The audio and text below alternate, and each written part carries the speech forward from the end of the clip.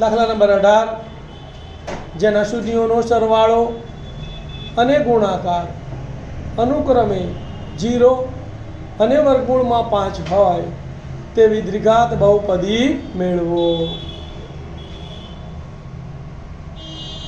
ધ્યાન આપો ભાઈ, અહીં શૂન્યોનો સરવાળો આલ્ફા વત્તા બીટા બરાબર કેટલો છે? 0 અને શૂન્યોનો ગુણાકાર આલ્ફા ગુણ્યા બીટા બરાબર કેટલા છે? વર્ગમૂળમાં 5.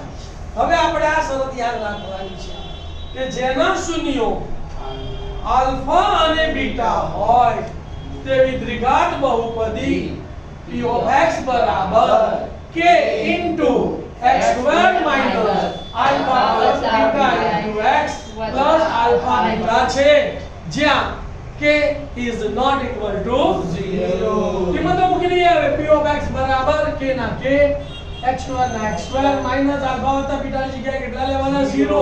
તો 0 ગુણ્યા x વત્તા alpha ગુણ્યા બીટા ની જગ્યાએ વર્ગમૂળમાં 5 વત્તા વર્ગમૂળમાં 5. 0 ગુણ્યા x એટલે 0, બાકી બધું એમને એમ લખીએ તો માટે p of x બરાબર k into x square minus 0 વત્તા વર્ગમૂળમાં 5. 0 વત્તા વર્ગમૂળમાં 5 એટલે વર્ગમૂળમાં 5, તો માટે p of x બરાબર k into x square plus વર્ગમૂળમાં 5. તમારો જવાબ, જ્યાં k is not equal to 0.